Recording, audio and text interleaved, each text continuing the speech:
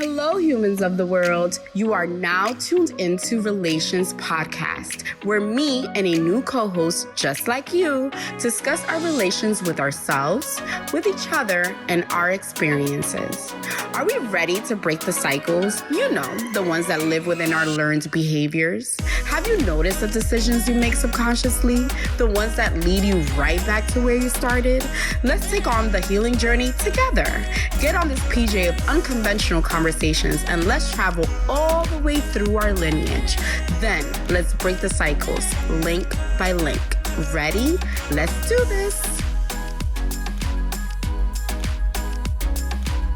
Hello. Welcome to Relations.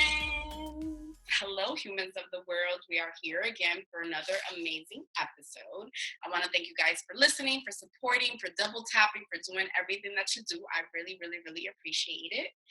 And we're here again for another episode with another VIP guest. Y'all know that's the best part of this whole experience. So meet my friend, Candace. Say hello to the humans. Hi guys, how are you? Lovely, so happy to be here. Can't wait to get into this convo. Yes, girl. Thank you for being here. I think this is going to be a dope and very needed conversation. But let's start with how we met. As I start all of my episodes. So Candace and I met long time ago in 2007. We were 17 years old, 17, 18, and we were dropped off on a farm. All the way upstate, and had to start embarking in this journey. So tell them a little bit about the first time we spoke, if you remember, or you saw me, or anything like that. Mm-hmm. So we were in, like she said, we were up there the summer before the semester started. We were in the HIAP program, if any of you guys know that. They take, inner city students, and they bring them to some of the most prestigious colleges, as well as our college was a D1 school. So it was very known for their sports and basketball, and it was a great time there.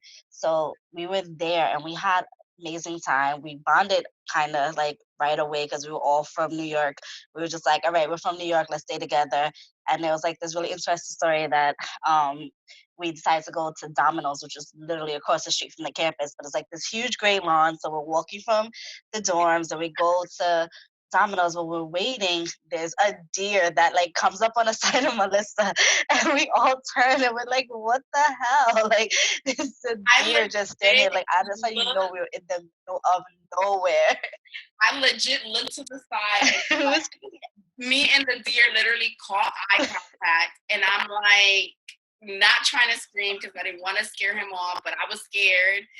And homie's I'm just waiting to cross the street just like you. And he definitely waited for the light and crossed the street with us as we were running for our life.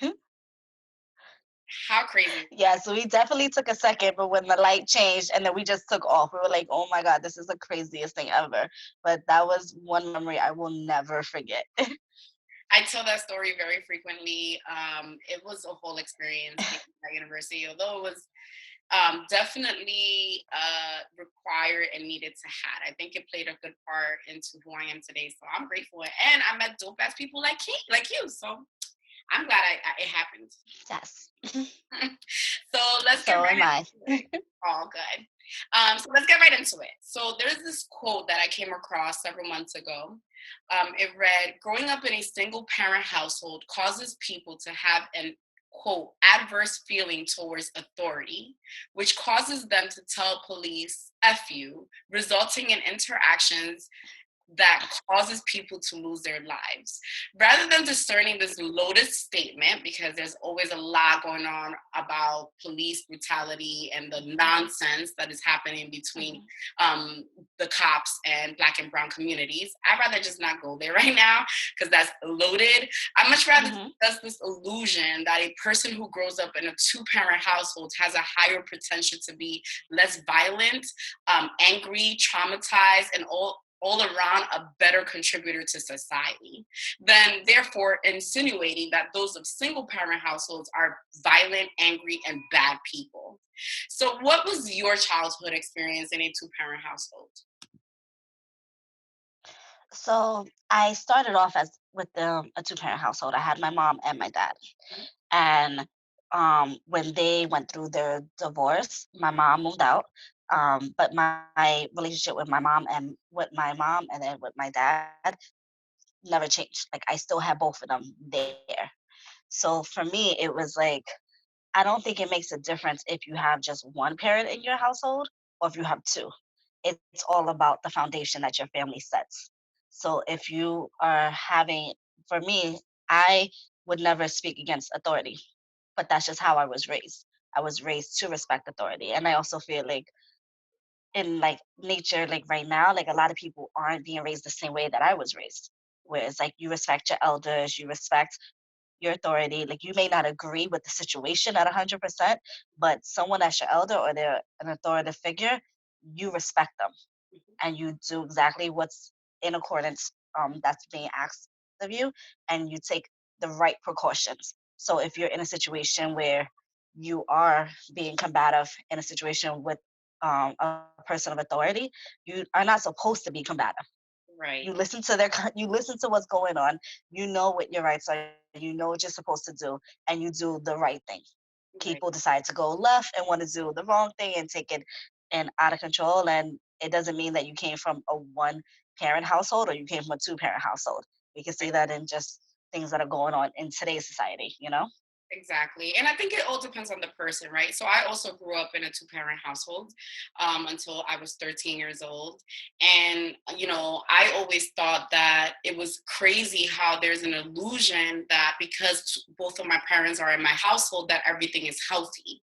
Mhm. And it was complete opposite of my reality. My reality was that my parents were in a very unhealthy relationship, and they were trying to stay together for the sake of the kids. And you hear that a lot, right? A lot of parents that Yep. just try to make it work for the kids. And I was the product of two people trying to make it work for me, but really they were causing me more harm by being together because it was a very domestic, abusive household. And so I always had this, I guess mindset of thinking like I'd rather them break up. Like I'd rather my parents be Yep. the parents that don't have to be in this state. Like why are we forcing this is what I remember always thinking.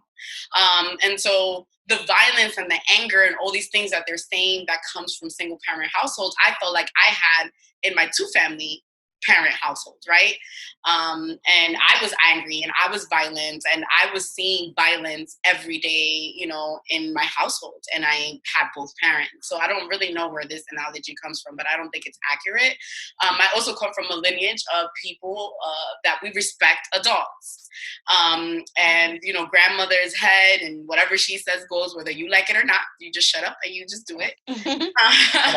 Whatever the matriarch says, that is the answer. That's it. That goes. Mhm. But at the same time, I also understand a little bit of the rebellion that the current generation is having, where, this idea that because you're an adult, that you're always right. I think that we can learn a lot from our youth. I think that if we, learn to apologize more, learn as adults to say, I'm sorry and admit to making mistakes, I think that would help Mhm. us, really absorb things because I think the new generation has a new way of looking at things. So we should just pay more attention and try to respect each other.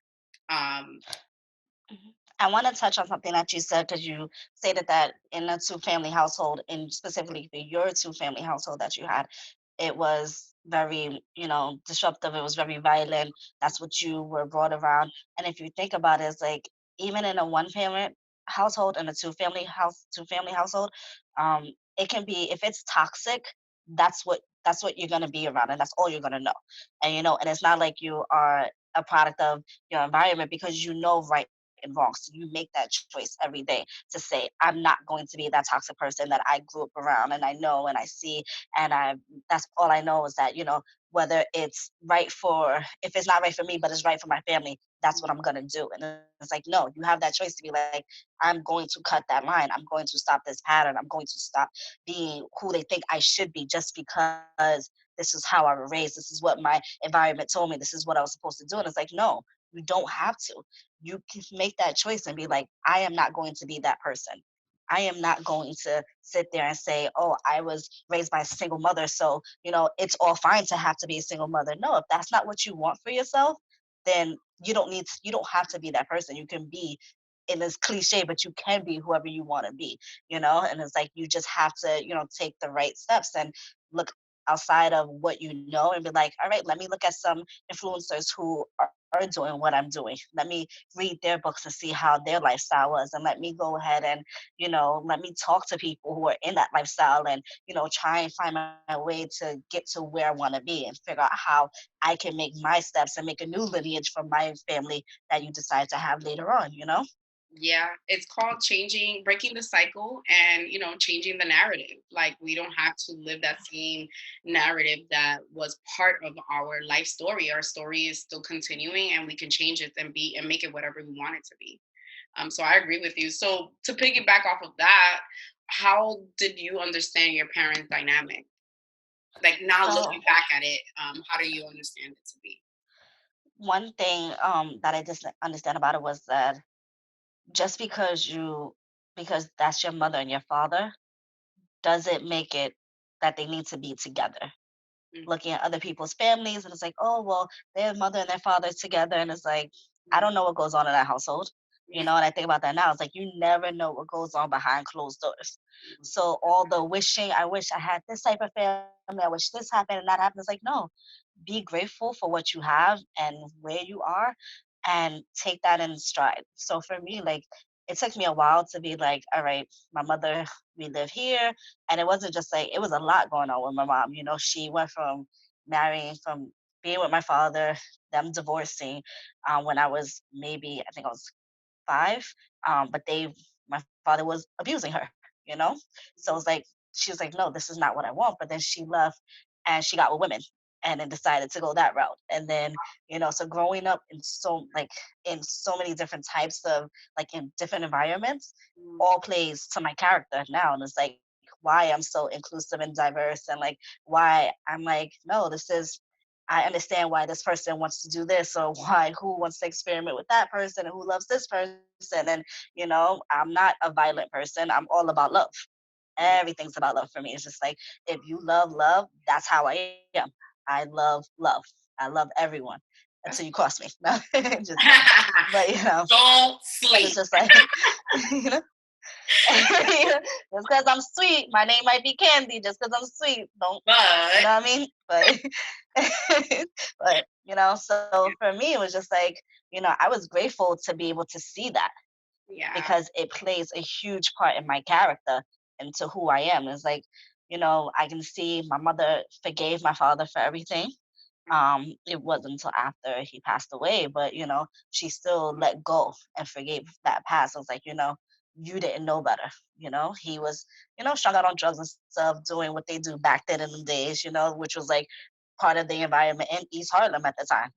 Growing up in the projects, everyone's doing that. That's just what it was for them. Yeah. And knowing that I didn't want that type of lifestyle, and I know that I didn't want to be in that type of environment, allow me to be like, all right, I know where I should be and where I want to be, and that's where I still motivate and I'm determined to get to where I need to be. Yeah, that's dope. I think that's a beautiful story that, you saw how that expanded your viewpoint on life and made you who you Mhm. are. I would say the same thing with me. I think what I've learned the most about my parents and our experience was that, like, they were young, like they were younger than me now, and they were trying to figure it out. Like, they didn't have the answers. They were human. And I think that as kids we look at our parents and we think that they're superheroes and they're supposed to be perfect, and like Mhm. they're not allowed to make mistakes. And I think that is important.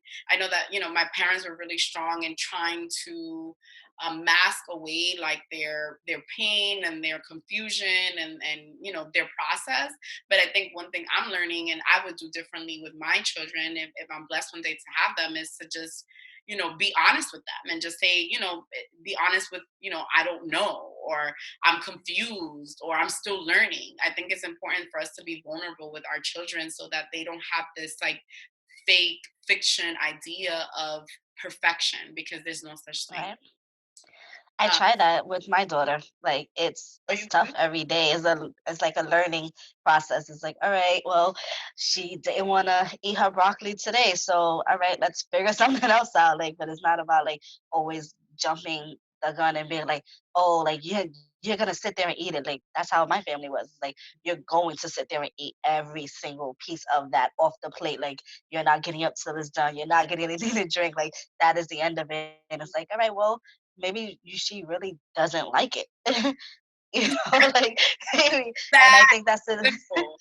and I feel like that's the difference between like our generation and like the generation that came after us. Because after us, they're just like they question everything, and it's not as if we don't question stuff. Like we do question stuff, but I feel like we question more and like once we got a little older, in a sense, like once we hit maybe junior high school, that era, we are like, hold up, but I saw you doing this. So how is that? Like that's when we started to, get a little ballsy with our parents and stuff like that and start to question a bit of authority. But I feel like the kids now, they start questioning at like 5 years old, like why? Like their whys are nonstop. It's like, no, but why? But no, I'm not settling for the answer. Like, but why is that? And why is this? And why is that? And like it goes back and forth. And it's like, okay, hold up. I gotta take another approach now. I gotta try something else. They're You know? challenging us, and they're pushing the envelope for us to evolve. That's what they're doing. They're making it so that it doesn't have to be this dictatorship, and we can actually both learn from this experience. I could relate to that a lot because I was a picky eater, like a very picky eater. And I remember one particular time, my mom made chef boyardee. I hated anything that was in a can. I never understood why food had to be in a can. So anything like tuna fish, chef boyardee, anything in a can, I was like, nah, I'm not eating it. So she was like, no, you're eating this today. And I was like, I never eaten that. I don't eat that. I'm not gonna eat that. So I sat there for hours in front of that plate of chef boyardee until my father, I remember, came home from work, and he's like, come on, like don't have her sit there, she's not gonna eat it. And I'm like, Dad, can you save me, because this lady really is gonna make me really try to eat something I never eat. Like I don't understand. But I remember like that was as far as my push went. It wasn't really as challenging as to like me saying I don't like it. And I think it's important for us to really start thinking that way with our children. So that's dope that you're doing that. So where is there a shift? Like, what do you say about parents who stick it together for the children? I honestly, I think that they don't know what they're doing, and I'm a big advocate on go to therapy, Mm, seek that outside help, and not because there's something wrong. That third eye, like that inside person looking from the outside in, sometimes brings a whole different perspective. And it's a perspective that you don't see because you're in the midst of it. And it's like you can't see past the fog, like you can only see but so much. But that person who's on the outside of the fog is able to shine a light to help you, guide yourself through it. And I feel like, when people are together for the children, like, oh, this is better for them, it never, to me, I feel like 90% of, like, it doesn't work, you know it's just like you're going to have resentment, and then your children feed off of that. They feel the energy, they mm, know the energy, they see it, they feel it, they know when things are off, they know when things are good, and they run with that. And that's where you get those, all right, now I'm going to question everything because daddy said this and now mommy's saying that, and now I'm gonna play them against each other mm. because then they won't pay as much attention to me, and now maybe I can go sneak out and go do what I really wanted to do. Not saying like that every child thinks that way, but it's like those are situations what happens where it's like when you're not in the same accordance, you're not on the same page, you're not even in the same, like, you're not even in the same books at this point. Like one person's looking at the red book, the other one's on the blue book, and you're trying to get on the same page. It's like, no, it doesn't match up, It doesn't. at all. And it's just like either you co-parent in that point where you can do it cohesively and make it work, or you go your separate ways and still be there for the children. My mom and my dad, like, they went their separate ways, but when it came to me, I still got it from both sides. Like there was no discordance, there was no disparities between them. It was oh, you don't want to go to class on Mondays all of a sudden, you want to skip school, or oh, you thought you wasn't gonna do your assignments, or you're failing this class. Like, all right, daddy gonna talk to you, and I'm gonna talk to you as well, and we're gonna figure this out. Any other conversation, there was no conversation other than what's going on with the child, and that's it. That's dope. That's dope that you still got like that support from both sides. I think that I am seeing that more now, where both parents, even if they don't work out, they're trying to figure out this co-parenting process. I think that our generation, not everyone was the best at the co-parenting thing. Um, but I think now we have more resources. I think therapy is a huge resource that a lot more people in our community should be more open to. Just to be fully transparent, and my sister might not like this, but me and my sister started going to therapy together since quarantine in the last 3 weeks. And it's been helping us a lot. I think you're right. Like the way you described it, like a fog and somebody just helps shed a light is huge. Like I think it's a great analogy.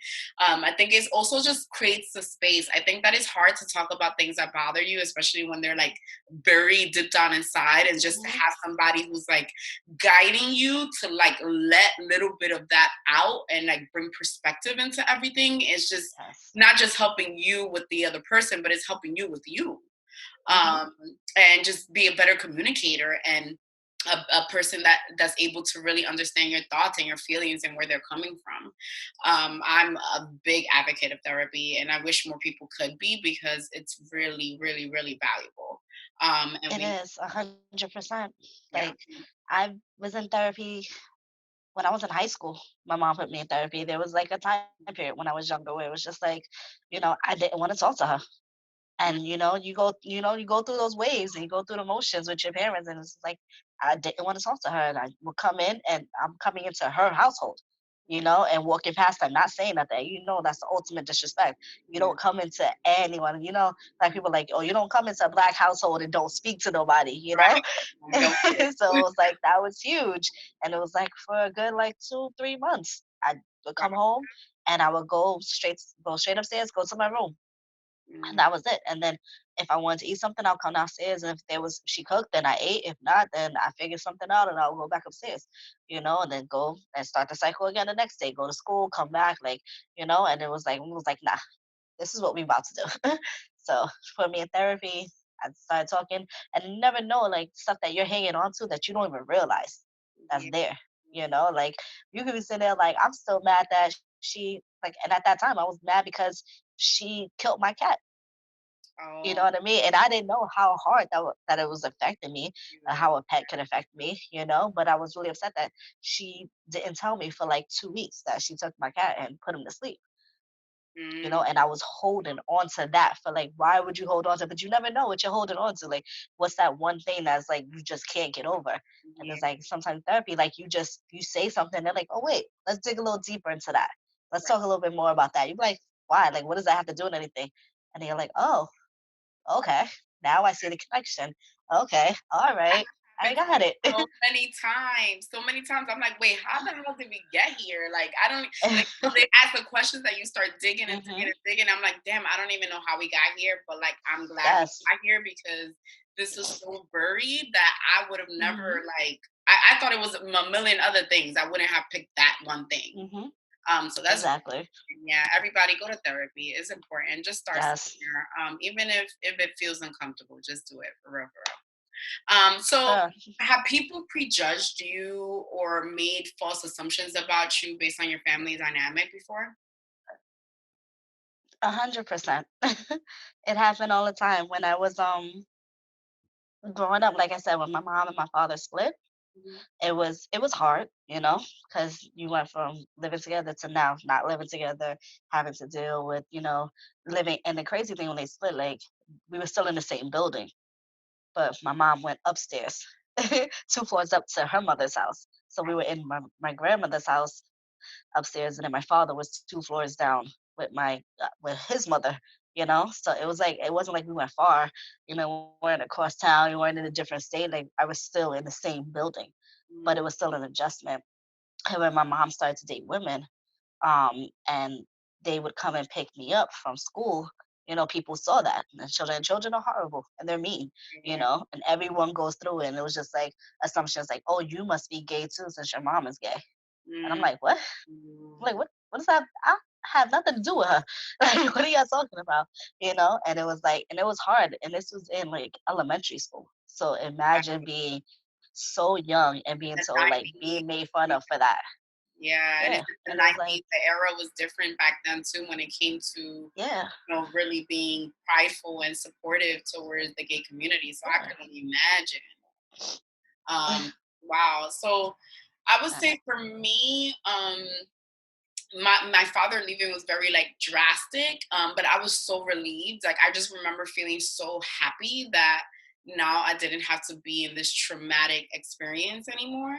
But at the same time, like my friends, I didn't really share it. Like I just pretended. Like I remember people would ask me, like, "Oh, like where's your dad?" And I'm like, "Oh, he died." Like even still to the other day, one of my friends was like, "Wait, Melissa, like you know that I didn't even know you had like your father was alive and you had a father until like your brother's funeral or something. Like something happened. Like they went to a big event and they were like, "Damn, we didn't even know that you had a dad." And I was like, "What you mean? I talked to him all the time." And then like you said that he died, and I was like, "Damn, I forgot that I would say that." Mm-hmm. But I just didn't want to talk. I think it was my way of just not wanting to talk about it. Like I didn't want to go Yeah. through it. And I was just so happy that he was kind of removed that I'm like, he's not really present. So let me just completely remove him from my, story. It was like my way of Yeah. doing that. But it didn't go away. It's still there. So I would say like my friends were really shocked about that. Like they just always thought that I always grew up in a single family parent household, and like they were almost shocked that I had a father, and a whole family dynamic. So, That's but crazy. I know, isn't it? So what do you feel about how parents' dynamics and how it affects the child as a mom? So for me personally, like I feel my childhood, Mm-hmm. I remember it like vividly. So I remember like every time I got in trouble. I remember every time, I lied to my mom about something that was so stupid. I was just like, but why did I do this? So I try to be like more understanding. Like there's this one story, like my mom, I used to fail my language arts test in 6th grade every Friday, like literally every Friday. Like no matter what I did, no matter how much I studied for it, I would fail it. And my teacher would call my mom every Friday to the point where they became really good friends. Like they already knew. They started going out for drinks and everything. Like, but I would get in trouble every weekend. And I told my mom, I was like, when I got older, I was like, do you know, every Friday I used to get my ass beat? Like, literally, like, you would whip me every Friday because my teacher would call and tell you that I failed my language arts test. And I was like, and the difference back then is like, you would beat me thinking that was going to change the behavior and that I would do better the next time. And I was like, but I didn't. I still failed every Friday. I still didn't pass. So I was like, and I was like, I try to remember that, like with my daughter, when she does stuff that I'm like, why didn't you do this? And I find myself like getting angry, and I'm like, wait, why am I getting angry? She's still a child. I still have to help her, and her brain is still developing, and she's still learning, and I'm still learning how to work with her. So I try to remember like the way that I grew up, and try to take that and be like, all right, I remember this worked for me and this didn't work for me. Let me try talking to her before saying, let me go get the belt and whoop you behind. You know, it's like, let me talk to you. Let me see what's going on. Let me see if I can help you. Like, what's going on? Like, why aren't you able to remember how to write your name? Innocent, like, or remember like the right way to write your name, or remember how to write the 7 the correct way instead of writing it backwards. Like, what's going on? And like, I try to take that approach sometimes. I'm not perfect whatsoever, you know, but I try to not always go to the violence that you do grow up that I grew up around. It was Mm-hmm. always like, all right, I'm gonna go get the belt, or you're gonna get you behind, or you're gonna be on punishment, oh, this is gonna happen. It's like instilled with that fear that like I'm going to get my repercussions because I didn't do something correctly. Not that it was the wrong thing that I did, because I didn't do it wrong, but I just didn't do it correctly. Now there's repercussions for it. Right. I think that, I mean, that's good. Like, just noticing like the things that you do better. That's how you heal your lineage. I think that's how you break the cycles and set things forward to evolve in a better way is by recognizing that what you've been through is not normal and you don't have to duplicate it. It's about doing something different so you can get different results. That's dope. I think, I don't know, for me, I guess I'm going to admit out loud for the first time, like, that's a big fear of mine, like having a child and having that big responsibility to like do things differently and like not replicate the things that were taught to me, because I don't know better and they're so natural. They're my learned behaviors is what I know. So I think about that a lot. Like I want to get myself together so that I could be a healthy mom, so I could be a present mom. So I'm not just trying to, hammer things into my child and listening into them and asking more questions and being willing to learn and putting my pride to the side. So that's a challenge, I think, for every parent. I could only imagine. So, and you're in it. So I clap for you guys every day at 8:00, just so y'all know. I'm going to put that out there. I haven't posted about it yet, but I'm going to post about it. But I've been clapping every day at 8:00 for parents because I think they're the real MVPs to be at home with these kids during quarantine for 24 hours a day, 7 days a week, while working full-time jobs and becoming teachers out of nowhere, and you're homemakers and you're chefs and you're like bringing home the bacon and you're being their therapist and you're playing with them. And, I mean, it's a lot. It's a lot. So let me tell you, like, so your listeners and your viewers know, like, my work day, the way it's set up is I get up at 6:40. I brush my teeth. 6:40 every morning. I brush my teeth. I get my daughter up. I don't get her up yet. I brush my teeth. I come downstairs to my dining room. I get on my treadmill for half an hour to start my day off. Then I go upstairs. I wake my daughter up. I get her situated, get her breakfast, go back upstairs, and then I start my shower, get myself together, back downstairs. All this by 8:00, mind you. Then I have the TV on for her so she can start looking at her daily stuff that she needs to look at that her teacher sent over at like 5 in the morning for her daily mandatory assignments while I'm starting my day up and possibly eating breakfast because I already fed her at this point, arguing back and forth with her about what TV assignment she's going to do that day and which one she's not going to do. Oh, I want to watch this. I'm like, no, your teacher said this. We're going to listen to this book on YouTube, getting that situated to then go ahead and having my morning meetings at my work, then reaching out to my patients, doing stuff and mind you, I work in healthcare, so I got to reach out to patients. You're an essential worker. Yes, even though I'm working from home, but still essentially helping them. Then I get her ready for her morning meeting at 11. Her morning meeting is from 11 to 11:30 with her class. Mind you, my daughter's in pre-K, so it's not even like she's in like level grade yet. She's in pre-K, so she has her morning meeting at 11. Then she has her ELA because she's advanced in math and science and reading. She has an ELA session right after her morning meeting with her classmates from 11:40 to 12:10. I have my second meeting at 12:10 to 12:20, my huddle with my team because we're doing standardized workflows for the nation. Then go into my second meeting with my office of our huddle just to update everything in between meetings.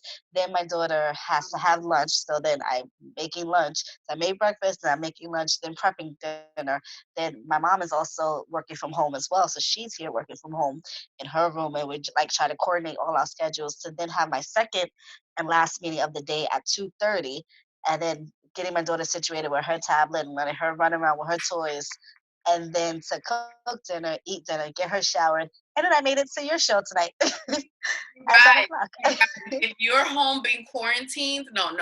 I need everybody right now who's not a parent to shut up right now. Shut up and listen. If you're not a parent, I don't want to hear you complaining about anything. Don't complain about you being bored. Don't complain about you feeling sad that you can't go to the bar with your little friends. There's some people really busting their butt every day, and quarantine has not slowed down their life. So not at all. I don't want to hear it. And I'm on a 30-day no drinking fast right now.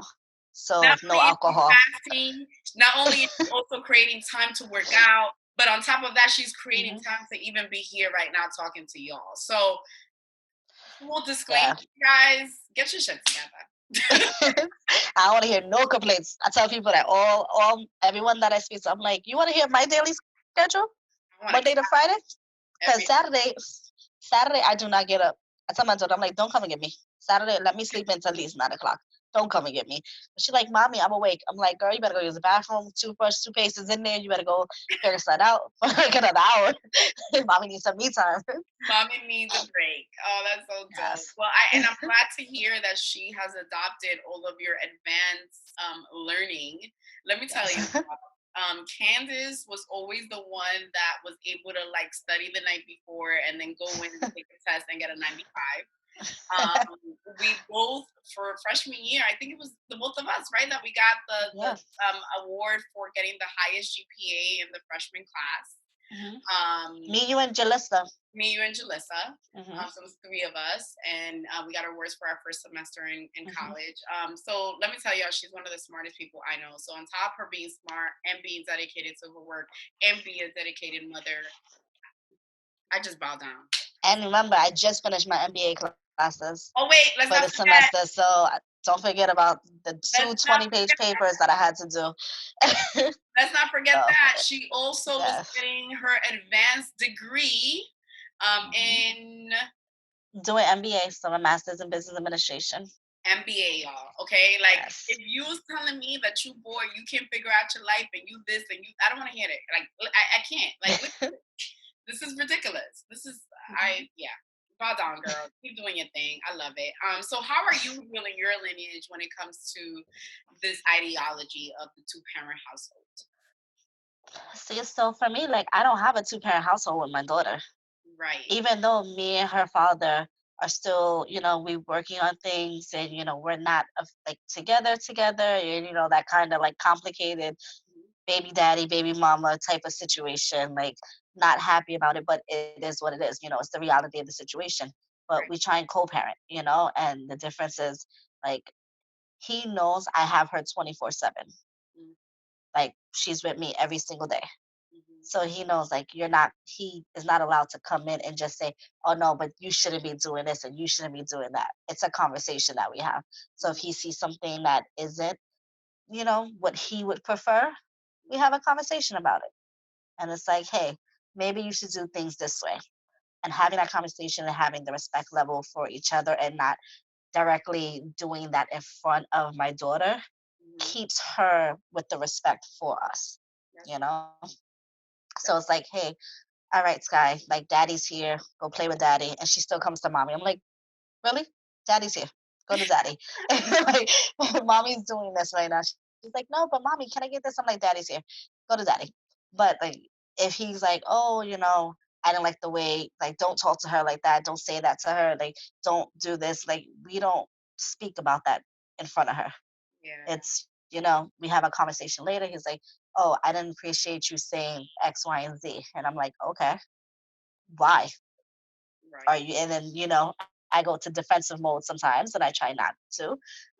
But then, I'm like, hold up, let me rewind, let me calm down, let me listen, and then we have an actual conversation. And I think that's the difference for me and the way that I parent with him. I co-parent with him and in raising her, is that I'm not shielding or like sheltering her from anything, because her father is 100% in her life. Like I'm not taking him away. And I think a lot of times people do that, where they like, oh, we're not together, the child stays with me. And you have nothing to do with them. I don't care if you want to be in their life or not, like, and use the child as a pawn. Like, no, if anything, I'm forcing her, like, go to daddy, daddy, take your daughter, like, have that relationship, have that bond. Like, I would love to sit there and say, oh, my daughter is a daddy's girl. Yeah. You know what I mean? Like, I would love that. I'm like, oh, my daughter's daddy's girl. Like, oh, well, she loves daddy more. Like, no, it's not the case. But I feel like keeping that respect and showing her that we respect each other, even though daddy doesn't live in the house with us, is what changes the dynamics in our household. That's dope. That's dope. You're creating something different and trying to really do something that I'm sure feels uncomfortable. I'm sure your nature wants to be like, whatever, I do all this work every day, so I should be the one to, but you're choosing to choose what's best for her instead of what's best for you at this time. And that's really dope. So congrats. Thank you. I think with me, so I don't have children yet, but I think for me, what I'm doing is by healing my lineage is by really not settling, like really being mindful of the person that I partner with in every sense of the word, regardless of whether, I decide to get married and form a traditional family. I want to have a healthy family. I want to have someone who likes me and who wants to, if we're not going to be together forever, at least you respect me and you honor me. And if we decide to create together, that we, honor that creation and both, put in our efforts towards it and really want it. I don't want to just to like, oh yeah, well, this just happens. I really want to be intentional about it. And so I'm just trying to be mindful of who I allow in my body, who I allow in my space, and not to settle for anything less than what I deserve. So. But you also mentioned like earlier that you're working on you. Yes. So working on you is a huge, huge step for them when you have children. It's gonna make it, I'm not saying it's gonna make it easier, but it's gonna help you to understand like I know who I am and I know, this is how I want this to go. And it's like your children are gonna be your children. Like they're gonna be the person who they're supposed to be. But if you have a solid foundation with knowing who you are and what you want, that's going to help them understand that foundation and family is where it all starts. So that's awesome. Yes, all that. Well, thank you, Candace, so much for being here. I think this is an important conversation. I think it was really good. Thank you for being vulnerable and sharing your story. Anytime. And everybody, thank you for supporting. Thank you for listening. Until next time, later. Thank you so much for listening. Remember to subscribe and follow on iTunes, Spotify, SoundCloud, and YouTube at Relayshons Podcast via The Diary of MR. M as in Melissa, R as in Rosario. And now, the best part, here are the after credits, a message from my co-host. Hey guys, so this is my last note that I just wanted to leave you guys with, and it's just simply to say that no matter your environment, no matter who's around you, you can always change your lineage. At the end of the day, just know that who you want to be has to start within, and it has to start within you. So you need to start with your foundation, making sure you're good, and everything else is going to foster and grow. Love you guys.